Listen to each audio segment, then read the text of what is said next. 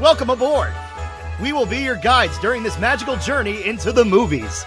It's the perfect job for us because we love the movies. It's showtime! Ready when you are, CB! Action! Welcome to Monoreel Radio, episode number 320. I'm Sean. And I'm Jackie. And we are here this week to review and discuss Unidentified Flying Oddball as the unlikely conclusion to What the February, the unplanned conclusion to What the February.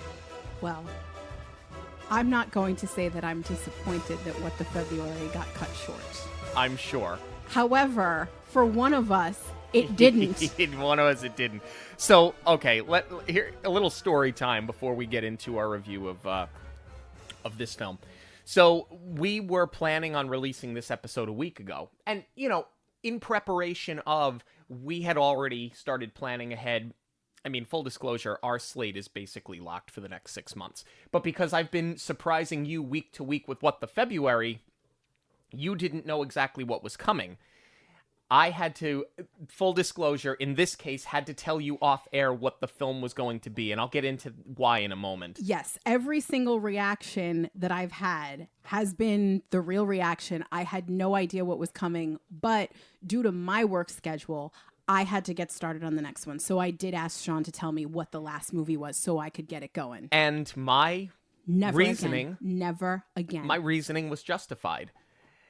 Without spoiling the review of this film, I said, you know, we haven't found that true What the February. We haven't found a fuzz bucket. We haven't found $1 Million Duck. Everything's been actually pretty good across the board. Yeah, you haven't made me tear my hair out yet. And I said, if I'm going to put you through it, I'll have to put myself through it. So I'll torture myself as well. And what was supposed to be released this week was the Sharpay sequel, because we have done High School Musical, but we never did Sharpay. So I thought, okay, this makes sense. We're both going to suffer through this. No, you thought I'm going to deal from the bottom of the deck to her. I needed something that I knew was a slam dunk WTF, okay? Did nothing to deserve this, ever. Well, no. If you go back and listen to last week's Dockside chat, you did apologize for... Yes, I apologize. ...what happened with the straw charm and you calling me out for bringing Christmas straw charms in January when, of course, I did pull the right ones. Go back and listen to the episode, folks. You'll hear it. Anyway, but the point is, on this particular evening, you watched the Sharpay movie. I was at work. We were going to record this episode the following day, have this episode out for last week, and today was supposed to be the Sharpay drop. You watch the Sharpay movie, then you get a call from me at 11 o'clock at night saying that my car won't start. And it ended up being a corroded battery and a corroded terminal. So I had to go back the next morning to work with my toolbox, with a new terminal, with a new battery, do a complete repair in the work parking lot. By the time I was done with that and had come home, we didn't have enough time to record this. That was fine because we were going to record this the following day. And still get it out last week. Still get it out, and then it would have come out on Friday. Yes, and then you watching Sharpay would not have been in vain. As it turns out, my luck just never turned in my favor. I was out running errands. That morning, before we were set to record, a scrap metal truck lost a piece of scrap metal in front of me. I ran it over. It shredded 3 of my tires. I ended up at the shop with my car up on the jack. And by the time they got my tires replaced, I made it home in time to get changed and go to work. So this episode's going out late, and you had to watch the Sharpay movie. I still haven't watched it. I'm going to have to watch it this weekend just so that I can catch up in the misery. But that's what happened, folks. I apologize to you, the audience, for being short of What the February, for the episode going out late. I apologize to you for having to watch Sharpay. However, none of this at all was my fault. You just assume that you're going to be miserable. You don't know. This is cinema. This is what they were thinking of when they invented the Zoetrope, was that one day Sharpay would have a vehicle For her, you owe me Victoria and Albert's. No, that's no. Yes, you no, absolutely not. do. You absolutely not. do for No, this. no. $700 in 2 days on my car because somebody doesn't know to strap down scrap metal the right way. No, so that was your Victoria and Albert's. Sorry. You can go talk to Joe Bob, who decided to just throw a loose piece of tarp over the back of his trailer in his rusted-out Chevy. Because if I knew who it was, I would have just filed a claim with their company, but they weren't really like a company. So I've donated your Victoria and Albert's to the wonderful people at Tire Kingdom. Anyway, with all of that being said, let's talk about Unidentified Flying Oddball. At long last. Yeah, at long last. Is this cinema? Is this the worst Ron Miller era film that we've talked about on this show? That, on top of many other things, is what we are here to discuss today. This episode is sponsored by Fierce Fox Co., designers of handmade silkscreen shirts. Fierce Fox has a t-shirt, tank top, hoodie, or crew neck for every fandom. So whether it's the movies or theme parks, princesses or villains, the MCU or Star Wars, everyone will find something they love.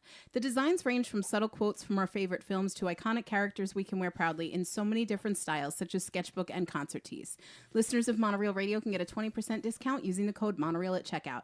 Visit fiercefoxco.com to check out all of the collections. NASA's Stardust project promises to send astronauts outside of the galaxy. However, its riskiness turns off most politicians who fear sending live humans into such peril on the untested spacecraft. Scientist Tom Tribble develops a humanoid named Hermes who walks, talks, and acts human so that he can be sent into space in place of a human being.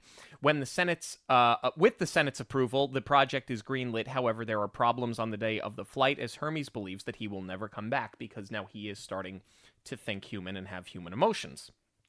Trimble boards the aircraft to talk sense into Hermes, but when the rocket is struck by lightning, it sets off the ignition system and launches both into space on a 30-year journey. However, it will appear much faster to Trimble as the Stardust travels faster than the speed of light.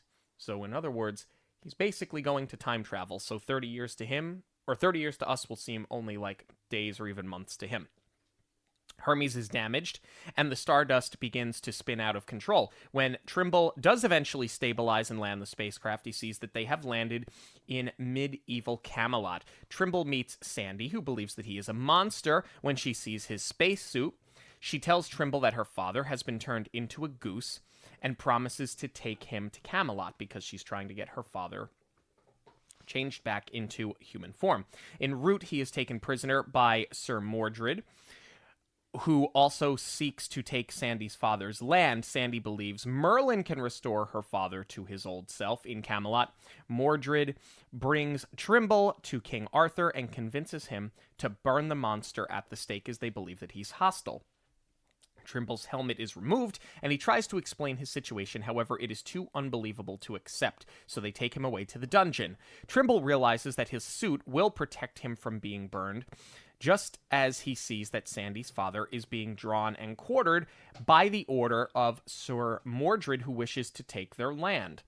So he has not, in fact, been turned into a goose. This is just a whole big story that Sandy has believed. Trimble promises that he will help clear his name once he escapes. The next day, Trimble defies the odds by surviving the burning, leading Sandy to believe that he may not be a monster while Mordred is set on killing him. Mordred's page, Clarence, befriends Trimble and starts to help Trimble evade Mordred. Trimble uses science to defeat Mordred, and King Arthur shows Trimble the round table. Trimble tells Arthur of Mordred's deceit, so Mordred challenges him to a joust to the death because he believes, Trimble believes, that Mordred is starting to acquire land because he secretly hopes to take over Camelot and overthrow King Arthur. Trimble repairs Hermes and sends him to joust in his place. Mordred defeats Hermes and destroys him. Trimble arrives with documents proving Mordred has been land grabbing to build the army and take over Camelot. However, he escapes. Hermes is repaired again, and Trimble tries to build his relationship with Sandy, but she resists. Merlin becomes suspicious that Trimble could take Camelot for himself and sends his page Oaf to take care of Trimble, but not before trapping Sandy. Mordred, meanwhile, plans an attack on Camelot with Merlin and his army. Trimble arrives at their camp and rescues Sandy until he is stopped by Oaf. He uses the Stardust's rover to trap Oaf, and the pair escape using the rover's jetpack. Mordred and Merlin infiltrate Camelot, and a battle ensues. Using rockets from Stardust, they trap Mordred's men into a corner.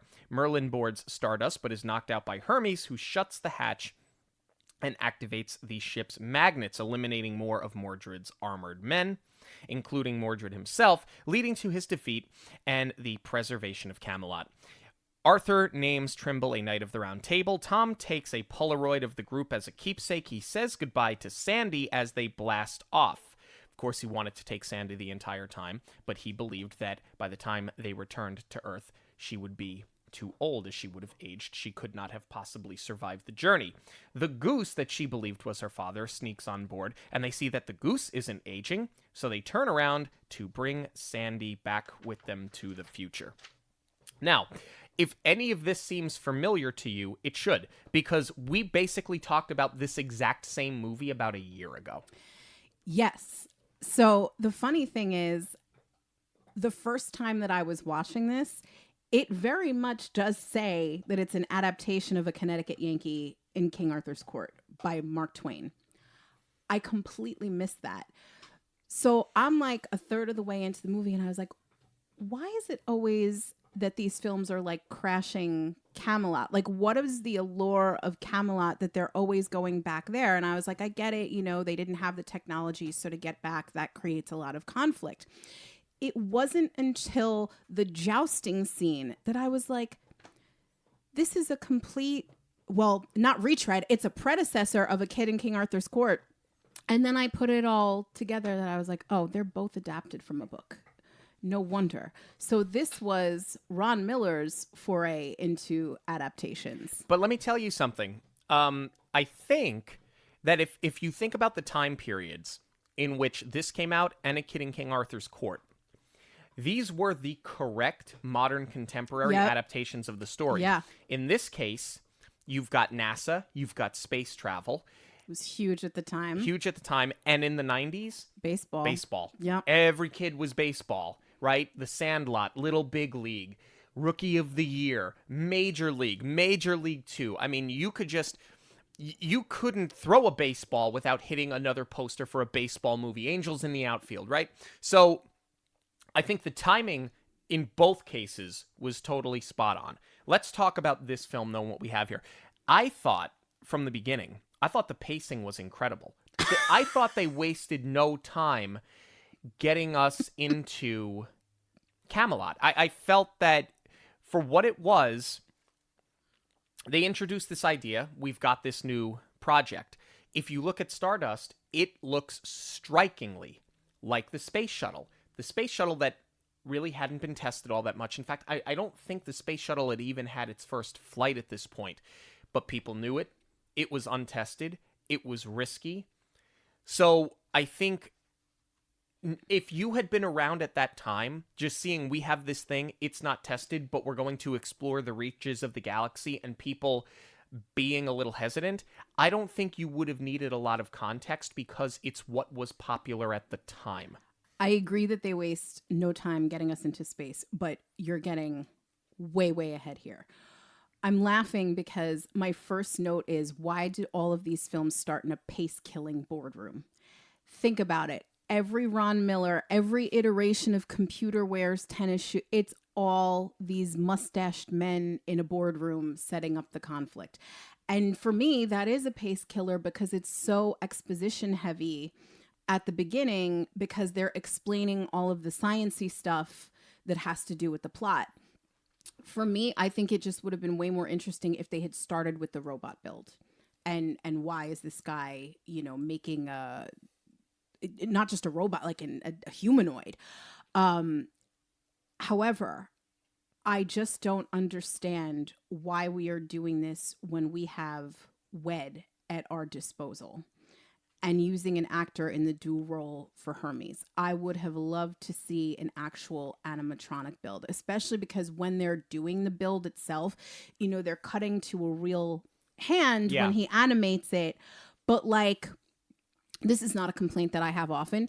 It looks too real. Like, they didn't shave the actor's arms, so it's got all this hair on it. And like, you can see like the veins move in the wrist. Like, it just looks too good. And especially because Ron Miller didn't really utilize WED to its full potential, you could have really put them to work with this to come up with something awesome instead of using what was clearly spare parts from that department.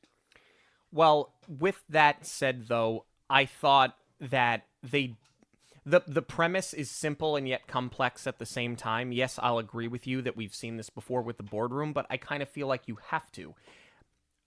They don't want to waste any time going into backstory, going into, oh, here are my blueprints. Oh, what are we going to do? It's just, no, this project's already underway. Here are our concerns. Where's the solution? Because they're not going to spend time, to their credit. And the movie has like an hour and 24-minute runtime, something to that effect. It's really not that long.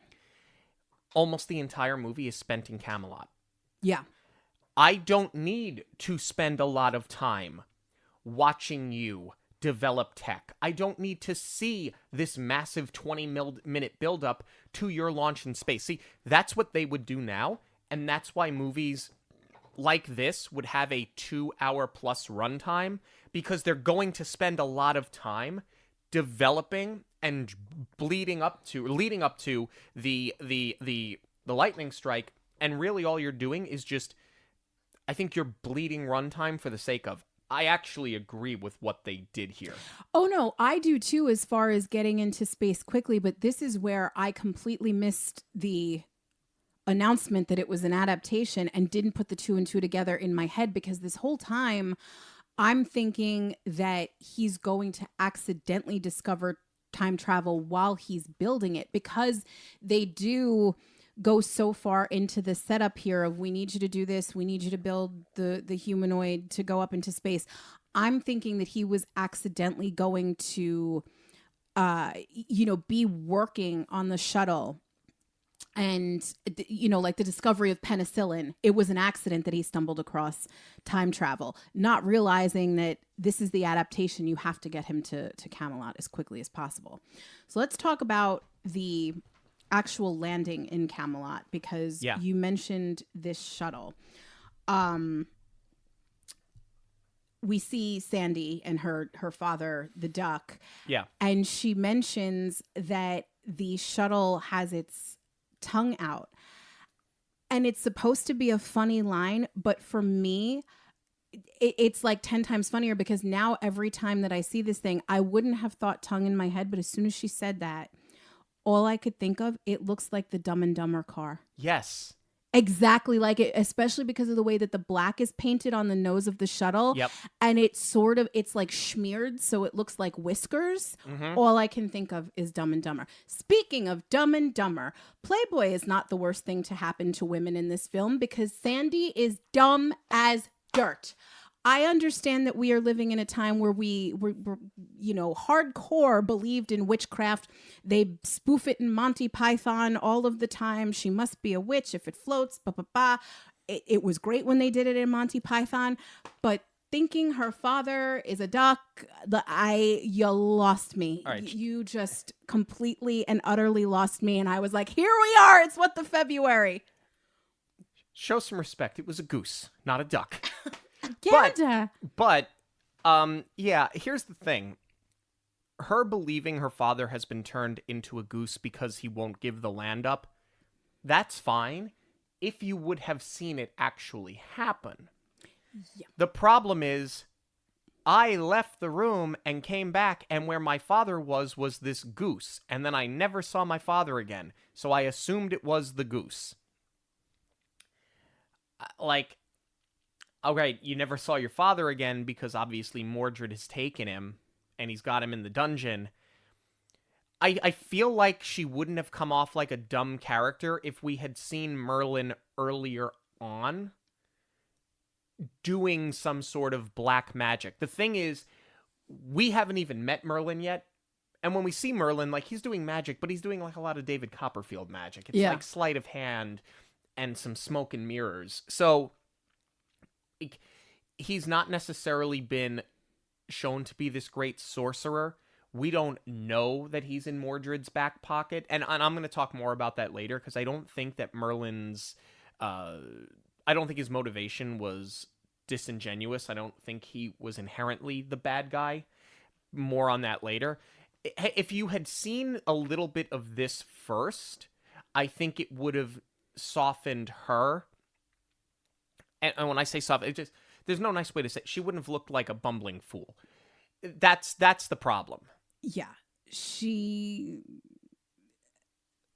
Yeah. It's not a good look. It's not a good look. There's just not a lot going on up there. And the other thing is that there's also some poor writing sprinkled in here, because Tom steps off the shuttle and he asks where he is, not when he is, because she gives him the location and the year. And it's like, we need that information as the audience to know that he traveled back to Camelot, but also we're going to figure that out real quick in 2 seconds when we see the castle. We didn't need the year, because that's not the information that he asked for. Yeah. And also, you know, she's barely got a clue in her head. So, like, why is she giving that out, you know? I will say, the shooting on location, that was outstanding. It was, yeah. The sets, the location, and the costumes, out of the way now, outstanding for the entire movie. Agreed. Not just the historical elements of it, like the shuttle, all of the tech, like everything looked great. Yeah, the armor, the weapons, everything looks really, really good. Nowadays, they would have shot this on green screen, and they would have keyed in a castle. They would have keyed in the rolling hills, because that's cheaper than actually traveling and shooting on location. So for all of the warts that we've had up to this point, and actually I don't even think it's that many. It's really just with Sandy for the most part, in my opinion. Like, this is the kind of filmmaking that when I see it, regardless of whether the movie's good or bad from this point forward, I'm going to have a soft spot for something like this, because it's something that they don't do anymore, and I wish they would do more of. I agree. There are a couple of instances, though, where shooting on location presented some challenges with the lighting, but Yes. we're going to talk about that when we get to it. Right. Because it is mostly outdoors. Let's talk. So he walks around. Tom walks around with the helmet on and with the tinted visor down for the entire first day that he is in Camelot. And you can see that the visor has a lip to it so that you can pull the visor up, you know, like you would your sunglasses. Right. Even if he couldn't get the helmet off, why didn't he pull the visor up the entire time? Was something that just bothered the hell out of me. I couldn't figure that out, because Sandy keeps calling him monster, because obviously, you know, she can't see him. And he does look like an insect if you've never seen anything like this. And I was surprised that was the bit that they ran with, as opposed to, I don't want to lift it up. Well, he knows he can breathe the air, because there are humans here, even if he thinks he's on another planet. But, like, he knows that he time traveled right away. So, like, it kind of would have been funny if he's like, no, I don't want to breathe the air or whatever. And that's why he left it down.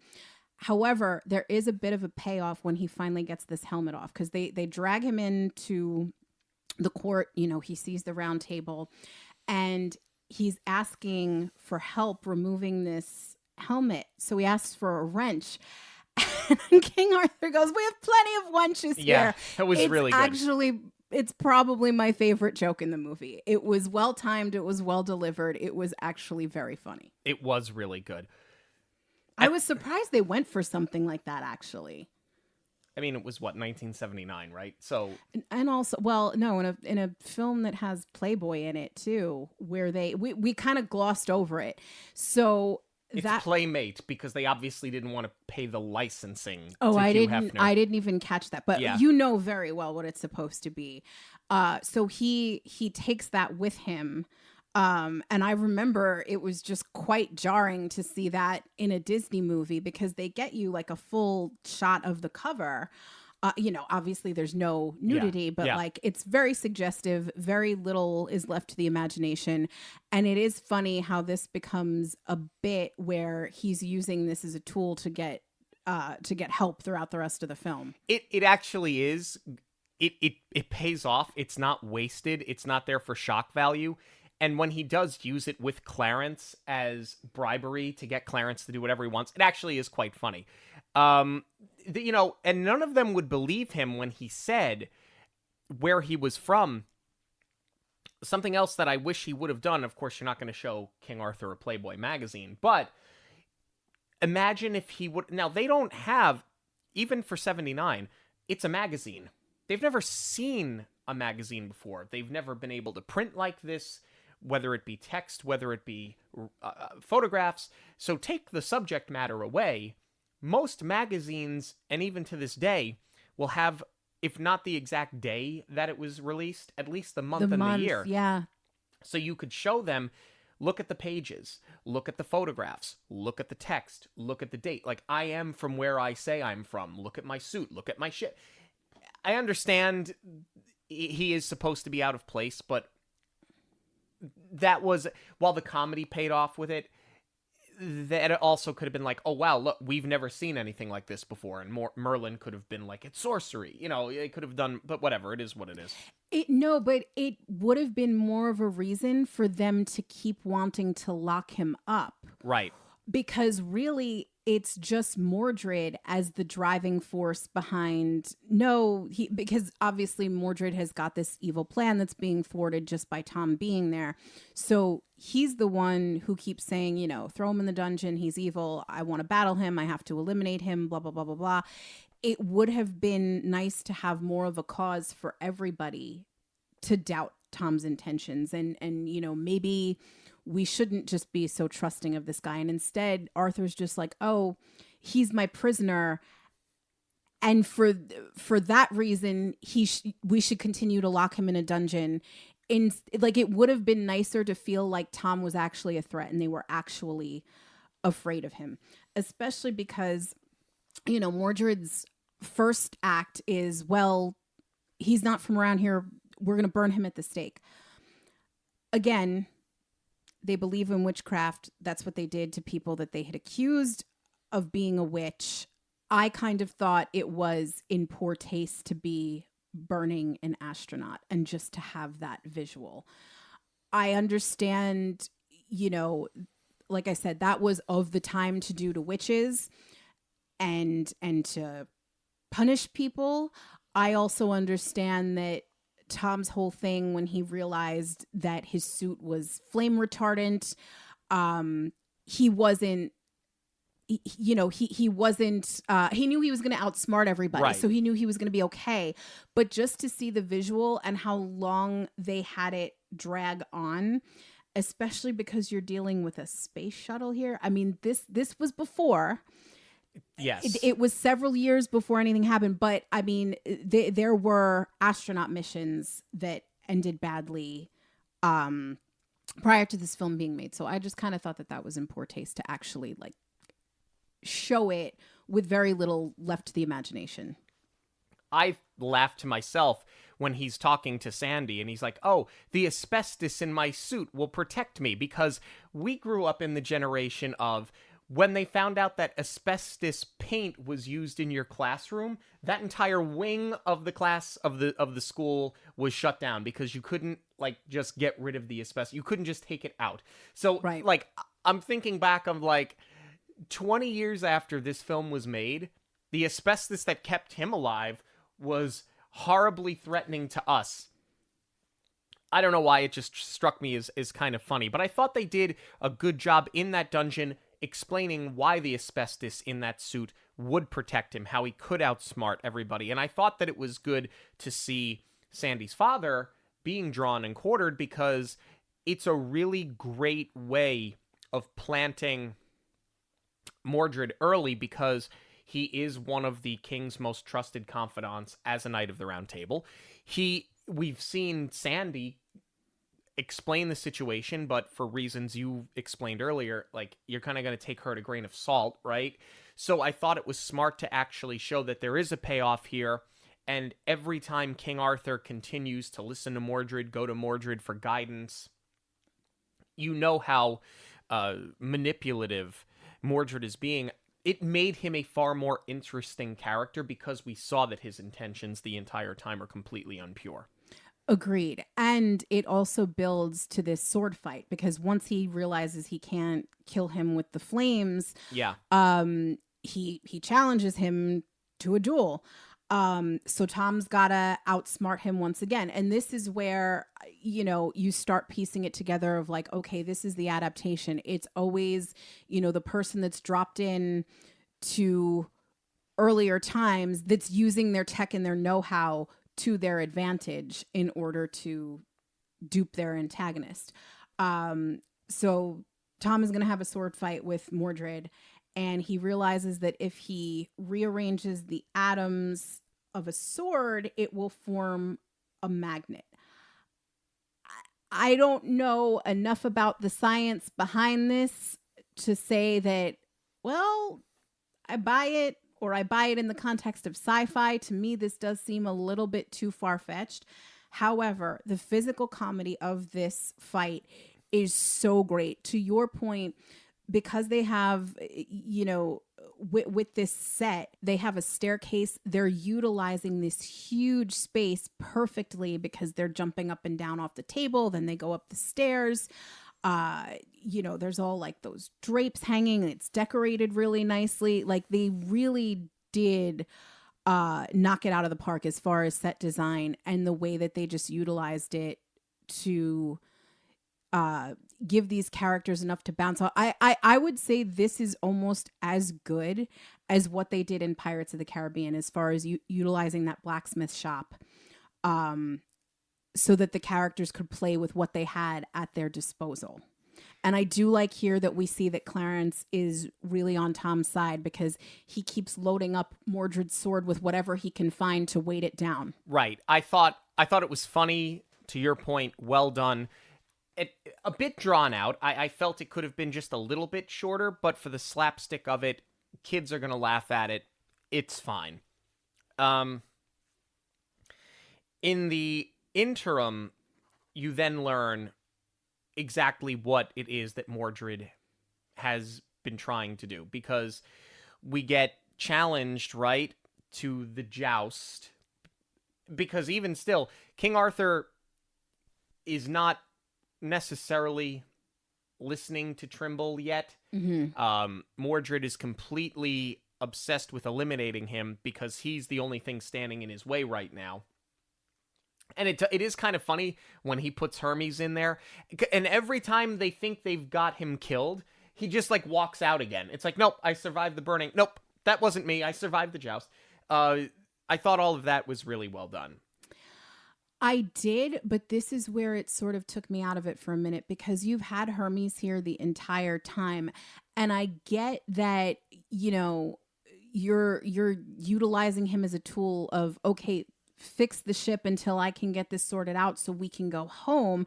So it's not like he's been sitting there doing nothing if he's been trying to figure out a way back.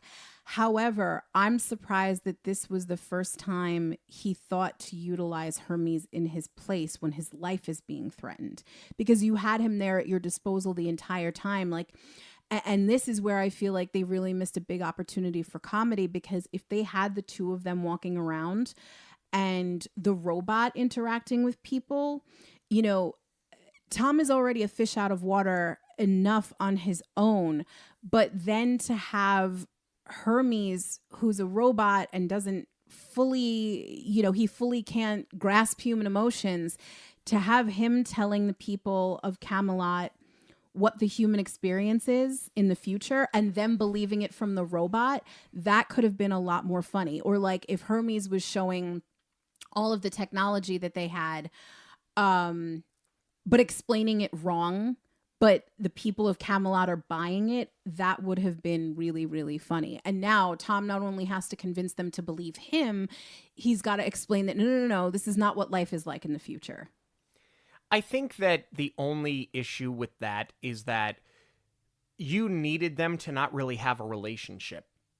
You didn't need Hermes to have some sort of bonding relationship with Tom. I think that by Tom strictly using him as a tool of science, it made it easy for him to be like, yeah, we're going to launch you into space. Whatever happens, happens. Yeah, I'm going to throw you into the joust, and if you get decapitated, I'll fix you. It's at least it's better you than me, pal. Like, I'm kind of glad that they continue to use him as a tool of science rather than to give him too much personality, to give him too much of a role. The only thing that doesn't add up for me, though, is that Sandy then falls in love with Hermes. Yeah. And we've hardly had any time with him. And it just doesn't make sense where, like, even if he had been off with her the entire time, maybe not standing in Tom's place, but like, then it would have felt like more of a conflict that Tom likes Sandy, but Sandy likes Hermes, instead of all of a sudden, Tom has this animosity towards Hermes because he doesn't get the girl. Right. Instead, like, what's not adding up for me is that Tom has had all of the FaceTime with Sandy, and even though she gets duped, which is not hard to do, it's just because this is his twin. But then she realizes there's something off with the personality. So I think it would have benefit if Sandy had actually gotten more FaceTime with Hermes, and it would have justified, you know, Hermes is supposed to be off fixing the ship and he's not. He's off with your girl while you're fighting for your life. Then it would have been a little bit more of a motivation for him to be so mad at his creation. Something that did work, I felt, was Merlin here. Merlin as the unlikely antagonist. Because it's not that he is in the back pocket of Mordred so much as it is that Merlin says to King Arthur, because he completely accepts what Mordred's done is wrong, but he says to King Arthur, well, if Mordred was able to do this, who's to say that Trimble doesn't try to do it? Right. With all of his tech, with his weapons, with his this, with that. But King Arthur's not really willing to listen. So Merlin jumping on board with Mordred, I thought was not only a good twist, but I think that there was honest intent there. I think he looked at it from the perspective of, if somebody's going to take Camelot, it might as well be people from Camelot instead of this invader from the United States, which is decades away from even being a real thing, but centuries away, really, from even being a real thing. But all they know is that he's from this place called the United States that has had a previous hostile history with the English. So I thought that there was honest intent here from Merlin. I would agree, but I also wish they had revealed this a little bit earlier, before Sandy's kidnapping. I wish that this had been sprinkled in the entire time, and that he was more of the puppet master while Mordred is the one actually, you know, and he was sort of the big bad while Mordred is the one being the bully and being, okay, no, we're going to sword fight, we're going to joust. And he's sort of creating the diversion without Merlin even having to ask him to. He's going to sink his own ship. So I'm just going to let him do what he's doing and be a distraction to Tom, which is going to pave the way for me now to step in and take over. The only problem with that is that you've already released, years previous to this, The Sword and the Stone. Merlin cannot be a villain in the same company. That's the problem. I think, yes, it would have been an interesting twist on it, but you can't have Merlin be the bad guy in this if he's a hero in Sword and the Stone. You know how Disney loves to rewrite everything in their live actions. No, they're only doing that now. So let's talk about first off, I thought the kidnapping of Sandy, I'm okay where it happened, but it got resolved way too quick. I thought that they should have held her for most of that battle with Mordred. It seemed like they took her just so that you could get a funny beat with Oath, and she gets rescued 5 minutes later. If you're going to have a damsel in distress, she has to be. Yeah. And she's not really ever in distress here. Or it would have been nice, and I mean, we have seen this a million times, if they had captured her and now she's a prisoner with her father. So she knows that he's okay, and now he's going to be the one that's responsible for helping her escape. But instead, I see why they didn't do that, because now you've got all the techie tricks coming out with the rover and the jetpack. And again, I think it would have been a lot more funny if you had had Hermes deploying all of this stuff and the laser gun the entire time that Tom is trying to convince everybody that he's a good guy. But now you've got, you know, things that shoot fire and you know, move really fast. And it would have been a great foil to Tom. Yeah. Very slowly earning everybody's trust while he's trying to help Arthur out and help in the castle. Hermes would have been wrecking it from the outside with all of these toys. While everything that happens with the ship is fun, it's hijinks for the sake of, which is fine. You're going to use Stardust. You're going to use the tech. You're going to use it for laughs. But again, for a movie where the pace, I think, for the most part, has been really good, this is just another instance where it just takes too long. The hijinks, the falling over each other, while some of the physical comedy is really good, it just drags and drags and drags. Especially because you've got Sandy and Clarence on the pulley. Right. So you keep cutting back to them just to keep them alive and just show they're still there. But meanwhile, they've been hanging on to this thing forever. While, and I mean, to your point, it is a really great sight gag where, you know, Tom tells Hermes, turn on the magnetic pulse. So that's what's pulling all of the armor to the shuttle, and it's knocking everybody out because they're hitting into the shuttle and then toppling over. Right. But you see, I mean, it's got to be upwards of 50 extras. I would even say maybe 75 to 100. You see almost all of them hit the thing and then topple over. So I get it. It's funny. You've bothered to build this shuttle. You have this big set. You have all of these extras. But like, this is a case, and it happens in so many Ron Miller films. I've probably said this before. They shot it, so they're going to use it in the edit. Even if we could have trimmed it down for the sake of not dragging. Nope, it is commit to film. It is going in the movie. And that's what this feels like here. What's also very jarring is, you know, we had talked about, while it's wonderful that they shot on location, this is where it's sort of working against them, because where they have Tom suspended in the air, you know, he's tangled up with the jetpack on this pulley system. It's in the shadow of one of the towers. So this is where the lighting starts to look very off, because I think it's supposed to be happening at dusk, but because they clearly shot this over a longer period of time, you know, it's cutting back and forth to Sandy, and like, it looks like it's in broad daylight over there. Then it looks very, very dark because Tom is in the shadow of this tower. And then everybody else, you know, it looks like it's around dusk. So dusk does give you a little bit of wiggle room where you can play with it, because the lighting is going to look different in certain points, but it's just too dark where Tom is dangling off the side of this tower because it's in shadow. So it doesn't look great. And again, I think if you had trimmed out some of this battle sequence, it wouldn't be as noticeable. Also, we never actually see the reunion with Sandy and her father.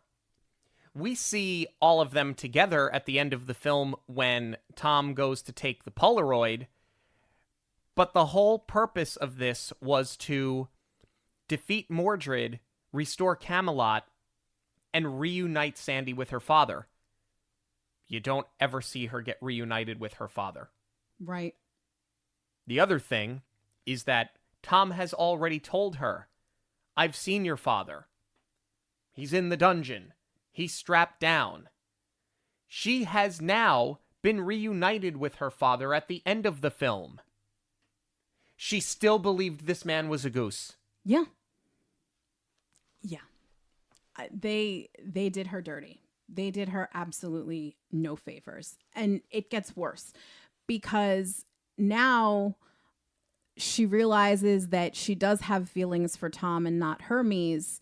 And he just assumes that she's going to give up everything that she knows to go with him because that's who he selected to be his mate. And she has absolutely no agency in this decision whatsoever. What stops him from taking her is that he's afraid that she's going to age. And my fear is that his concerns are not for aging her and speeding up the process of essentially killing her. My fear is that she's no longer of use to him because she's going to be old. I don't know how you drew that conclusion. Because he never voices his concern for her health. All he says is that she's going to age. And all we know is that he wants to settle down because he's been career focused and he's ready to start a family. So it's like, you're old and no good to me. I can't put a baby in you. You're not coming. I think that is a stretch to which we haven't had on this show maybe ever. He has done nothing to demonstrate his feelings for her other than get angry at Hermes for standing in his way. He has never done one thing to show that he cares for her other than she's the only pretty girl that's ever talked to me. I still don't understand how the conclusion you drew was that his concern with aging her was being able to get her pregnant and not killing her. I can't see where you found that. Because he landed on that. He only ever speaks of it as it relates to him, not to hurting her. But that's even still, like, I'll agree with you there, but I mean, you know what? I'm going to lose this, so I'm not even going to get into it. Yeah, you are. Because you be stretching. You be stretching. No, I am not. I am not. You know what? Let the audience decide. You go back and watch this and tell us if that's what you think this was all about at the end of the day. I don't think you're going to have a lot of allies in this one. I'm just going to be honest with you. But there's no romance. There's nothing that he did to show she wanted that he a robot cares the for whole her. time. She also thought her father was a duck. Goose! Get it right! All right. Maybe they deserve each other because she's not got a brain cell in her head. So this may have all been great for her. Well, and he does go pick her up. So I assume that it had to have worked out because he tells Hermes to turn it around. Once they realize that the goose is on the ship and it lays an egg. By the way, that would have been great if it laid an egg and she was still convinced that it was her father. Yeah. But once they realized that the goose had not aged, they decide to go back for her again, not giving her any say whatsoever in her future or if she would like to go to the future and give up her life in Camelot. Well, the goose didn't age, but perhaps something, maybe many things in this film did. Where in the Film is brought to you by our friends at Where in the Park, a seek and find card game that you can play in your favorite parks, whether it's Disney or Universal, SeaWorld, or more. Where in the Park challenges you to spot those little details that so many can miss. To order your game packs, visit monoreelradio.com and click our affiliate link for a 10% discount today. The easy point that I could have made are the cables on the jetpack. That would have been easy, and you certainly could have pointed them out. But I'll do one better. In the wides, because they were shooting outdoors, it was a cloudy day. It sort of goes back to what you were talking about with you're shooting outside, therefore you're dealing with the elements and you're dealing with light. All of the wides of Tom on the jetpack are a gray, gloomy day. All of the close-up shots of his facial expressions, clear blue sky behind him. So when they did this in post and put him, I don't know if they keyed it in on a blue screen, because it would have been blue screen at the time. I would say maybe in a studio setting, if they shot the close-ups in a studio. In any case, they shot the close-ups but made it look like it was the most beautiful day. Until you get the wides and you see that it's not at all a nice day outside. That's a good catch. I didn't catch that, honestly, because the lighting was jarring throughout, but I was so concerned with the cables, I didn't even really notice that. But I figured, yeah, the cables were the easy call here, so I did have another one. The first time that Tom is being dragged off to be put in the dungeon, the guard's cape goes right through that fire pit. I don't know how there's not a very jarring edit here where they had to like come in and put this actor out because he went up in flames. I mean, here's the thing. With film, it does sort of crush your depth of field, and this is such a wide shot. It's very possible that like it looks one way, but maybe he wasn't as close. But that cape, and I can't imagine that the material was very flame retardant. I don't know how the guy didn't go up, honestly. But since there was no cutaway, I'm going to assume that everything was okay and they didn't have to halt production to put out a fire. Let's talk about our cast here. Starting with Dennis Dugan, who plays Tom Trimble. I thought for what it was, I thought he was pretty good in the movie. If the dialogue that he has to recite at times is really complicated when you're talking about the scientific terms, launching into world and American history, but he's able to recall it so quickly. I actually thought that for most actors is going to be a challenge, and I thought that he pulled it up so quickly and so easily that it seemed like it was common knowledge to him and is over the heads of so many other people. But let me tell you about Dennis Dugan, because he looked so familiar to me. And I went and I looked, and he played Doug, who ran I don't think they called it the PGA Tour, but the PGA Tour in Happy Gilmore. Okay. Here's the thing, though. He has become a Happy Madison person, not only as an actor, but as a director. Here are some of his director credits. He directed Problem Child. So prior to even getting in with Adam Sandler, he directed Happy Gilmore, Beverly Hills Ninja, Big Daddy, Saving Silverman, National Security, The Benchwarmers, Grown Ups 2, just to name a few. Like, he went on to be a very successful director. That's amazing. I had no idea. And Big Daddy is one of my favorite movies. Like, not just one of my favorite Sandler movies, like top 10 favorite of all time. I love that movie.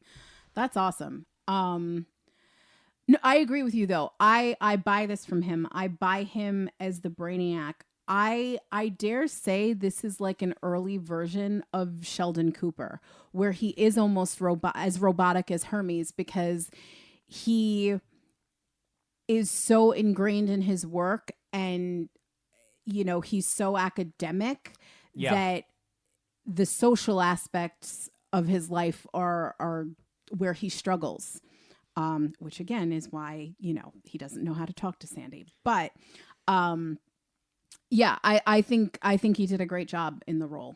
I definitely bought it. Sheila White plays Sandy, this poor woman. Awful. Awful. Not her fault. Not her fault. No. But this is like $1 Million Duck level stupidity. I mean, if that's what... Oh, God, $1 Million Duck. That was so bad. But the difference is... Another setback for women. But her tongue hung out that entire movie, as I pointed out. It's like, close your mouth. What are you doing? Ron Miller hates women. I'm just convinced that he hates women, which is truly ironic, because without his wife, he would have never married into the family and been able to make these pieces of garbage.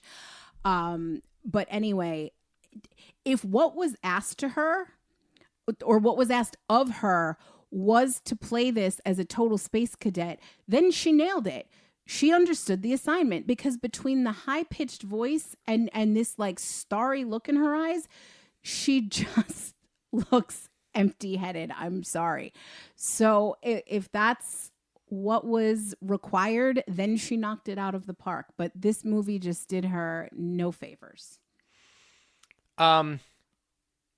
Yeah, I don't think Ron Miller hates women. I think I think at times he didn't know how to write to them. Yeah. But sometimes he wrote really sort of endearing ones, like from one of your favorite films, who also had one of the stars in this film. And I'm talking about Jim Dale. Get off of the man. May he rest in peace. Let's talk about Jim Dale, who plays Sir Mordred. As soon as he came on screen, and I didn't grow up on Pete's Dragon the way you did, I said, I'm pretty sure that's Terminus. And I looked and I went, oh, that's him. I liked him more in this. I'm just going to say. Ooh. But I'm going to challenge you. Take your bias aside of Pete's Dragon. I mean, he's really good as Mordred in this. He's really, really good. He's great in this. And I like, if I was born earlier, he would have been like my Cary Grant. Like, I would have totally had a crush on him. You lose that in Pete's Dragon because he's singing this ridiculous song where he can't pronounce Passamaquoddy.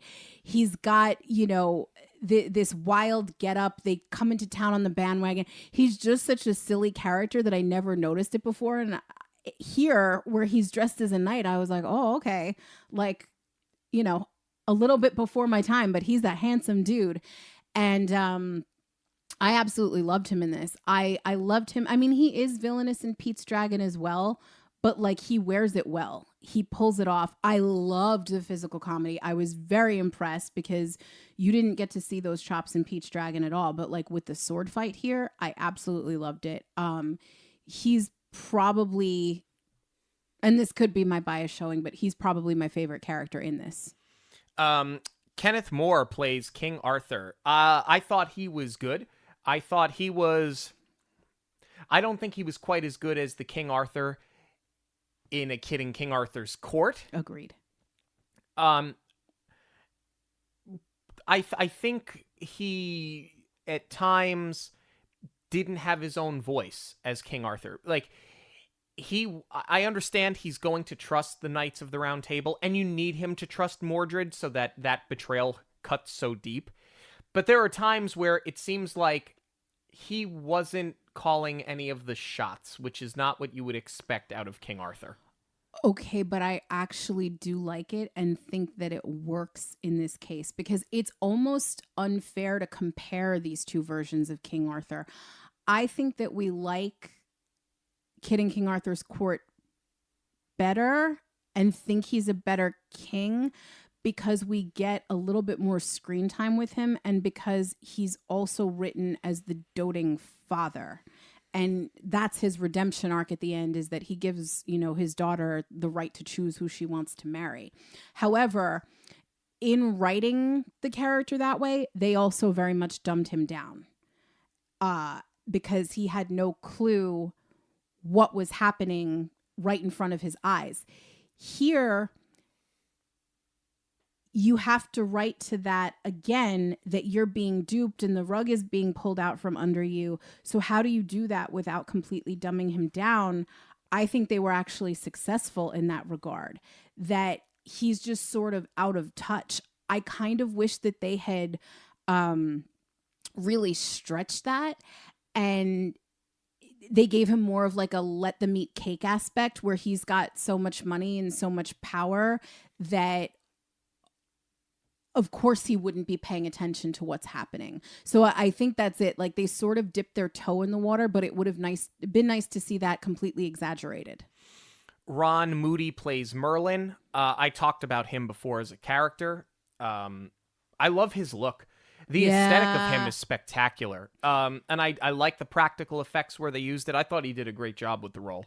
He kind of looks like the coroner in Wizard of Oz, because he's also got that purple and that like spirally hair, but not enough like Wizard of Oz where it comes off as comical. Like, it totally works. It totally looks like dark arts. I totally buy it.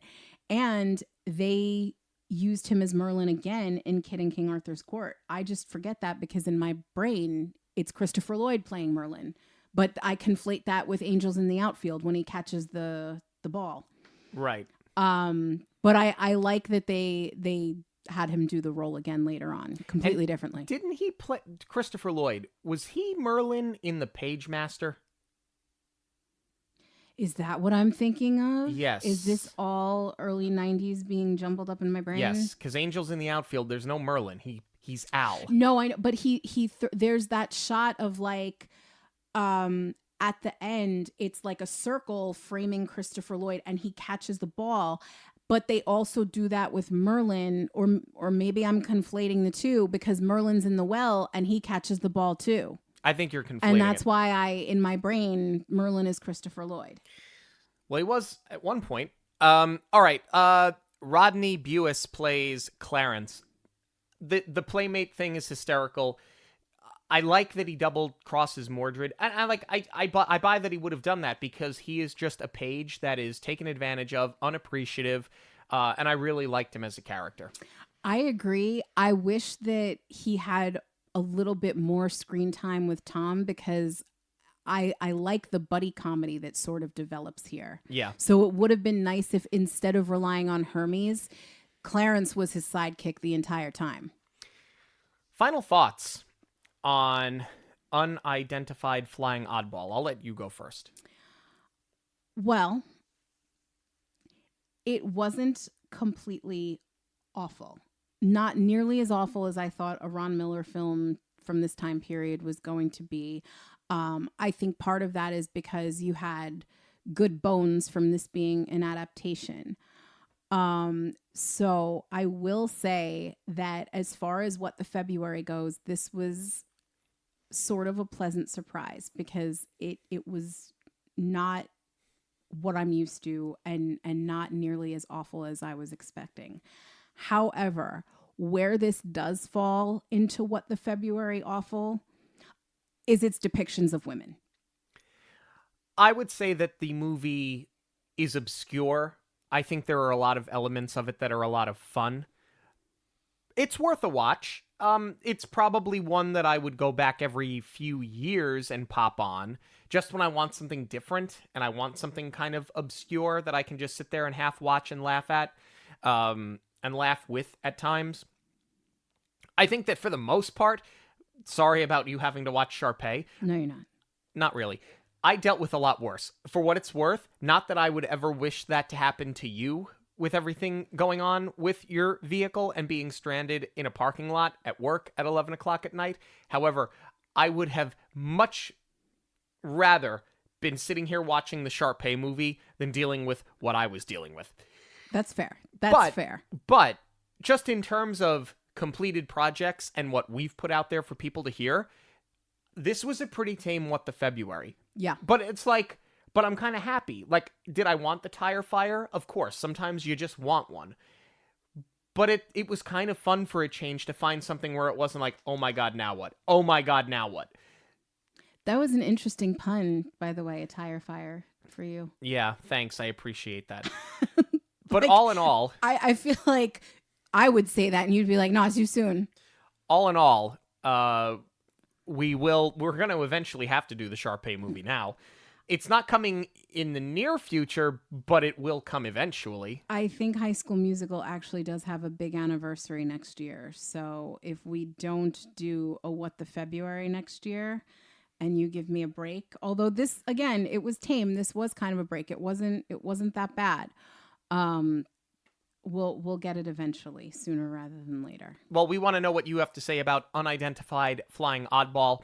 You can send us an email, monoreelradio@gmail.com, or you can send us a DM on all forms of social media at Monoreel Radio. News of the Week is coming up, but first a quick break.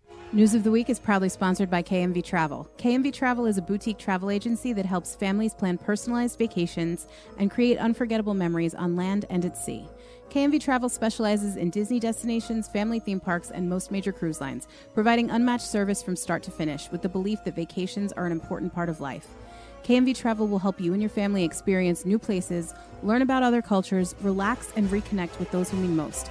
KMV Travel will guide you from booking to bon voyage, ensuring you have the tools you need to enjoy each moment of your vacation at no extra cost to you. Visit kmvtravel.com to connect with an expert travel advisor and start planning your getaway now. Kathleen Kennedy is retiring from Lucasfilm. She will no longer be the president of Lucasfilm at the end of this year. So she hasn't given an exact date. It's just that it's coming at the end of the year, an announcement that was made. Obviously, she's had a very long career, specifically with Steven Spielberg. They've had a ton of hits together. Her last few projects, I think, maybe not as renowned for all of the reasons that some of her earlier work was. But she's 71. She's put her time in, and she's hanging it up. So it's going to be interesting, I think, what that means for Lucasfilm and for Star Wars moving forward. Yeah. I don't think that this is a case of like taking the ball and going home because the last couple of projects weren't as acclaimed. However, you know, she had her career speaks for itself. She's got nothing to answer for. It's just a shame that she's not necessarily like going out on top, that she doesn't have like a pinnacle project to go out on. But she does have an incredible body of work. And, you know, I think it's smart that they're allowing, at the time of this recording, 10 months for her to pass the baton to her successor. Moving on to some parks-related news, virtual queues have gone away for both Tiana's Bayou Adventure and Guardians of the Galaxy Cosmic Rewind. So I've seen a lot of photographs that are being posted on social media of the new rope drop procedure specifically for Epcot, and the crowds that are gathering. I think it's over by Creations is where they're holding people before they are letting them over to Guardians. And I mean, it is a mass of people. There's just no way around that. But from what I could tell, the posted wait time for Guardians was anywhere between 45 minutes and say 75 minutes on average throughout the day. That was sort of the range that I saw being posted. So quite honestly, it's not really much different from when it had a virtual queue, because there were times where we would get on the virtual queue, our number would be called, and then we'd wait an hour to get on the attraction. Right. So if you're talking 45 minutes to an hour and 15 minutes, it kind of just goes to show that the virtual queue didn't really do much to control crowds at this point in time.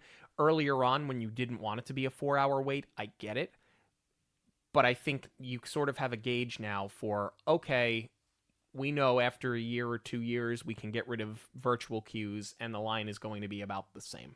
All things considered, though, that's really not that bad of a wait time, because when they announced this, the first thought in my head was, oh, they're not selling lightning lanes, and they want to.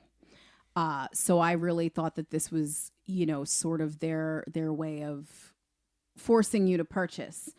Well, I'm sure that that's going to be a trickle-down effect. Yeah, but all things considered, a 45-minute wait is not that bad. Like, I would do that easily.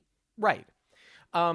Level 99 coming to Disney Springs, taking over the old NBA experience. So this concept, it's one of these challenge experiences. Yeah, it's mental and physical challenges. It's in this kind of open arena sort of deal. There's a few of them that have opened previously. They do very well. They had targeted this area for the next location. It makes sense that they would target this area. And not that Disney doesn't care. They're going to take anybody's money. And I guess because the structure's already there, it works, and because you already had a lot of open air facility there, because there were courts, there were gyms. Like, I get it, but you closed Disney Quest because people weren't going there anymore because it was an added cost. People weren't going to the NBA experience because it was an added cost, and then there's the physical sweat element of it. Now, this obviously isn't the same thing as playing a sport, but for obstacle courses and for things of that nature, I'm sort of having difficulty understanding what's going to make this so different from Disney Quest having a baby with the NBA experience. This just seems like it's very much the same thing again. So I'm surprised for Level 99, from their perspective, I understand the guaranteed foot traffic of being at Disney Springs, but you are basically, you are a concept that has tried and failed there twice. So I'm not exactly sure what makes them believe they're going to be able to do it any differently and do it with any form of success.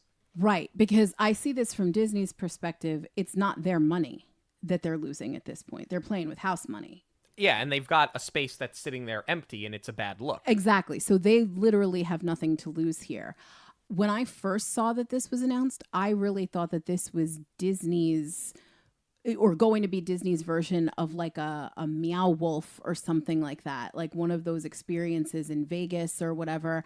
And my thought was, okay, it is smart to A, utilize the space that's been sitting empty, and B, give people another alternative for when it rains, because really all you have over there is AMC and Splitsville, and the movies and bowling are not enough to help alleviate the crowds and give them a place to go when it starts to rain. So, you know, I think from that perspective, it's really smart. To your point, though, what makes them think that they can be successful here? You know, they are a growing company. They've had success elsewhere. They did want an Orlando location. So why put it off the beaten path somewhere else? You know, like I would think if you're going to do something like this, the first places you're looking are Disney Springs, City Walk, or the Eye of Orlando. You have to have something where people are gravitating towards anyway, because they're not going to take time away from their vacation to go down the road to have this experience. However, the difference is from Disney Quest and the NBA experience is that escape rooms in the last 10 years or so have become so hot. And like in Vegas, especially, all of these different type of experiences where you have to, you know, like find your way out, like with a Meow Wolf, or there's dopamine out there now, which is like a similar experience, but it like levels your, you get a device and it reads your like heart rate and your dopamine levels as you're going through one of these types of experiences. I think things like this have become so trendy. I can see the need for something like this at Disney, especially because Universal does have the Great Movie Escape. Level 99 sort of came in and answered the call. Like there is a void for it, so they are filling that void. So I kind of feel like this is a win for both parties. Thank you so much for joining us this and every week on Monoreel Radio. Monoreel Radio will always be free, but there are many ways that you can help support the show. Please give us a rating wherever you listen to your podcasts. Join the conversation on social media at Monoreel Radio on all major platforms. Share your favorite episodes with family and friends who may enjoy them. And of course, book your next trip with Jackie. Links to everything can be found at monoreelradio.com. We all get one story. Make yours a magical one. On behalf of Monoreel Radio, we'd like to thank you for joining us. We'll see you at the movies, the stuff dreams are made of.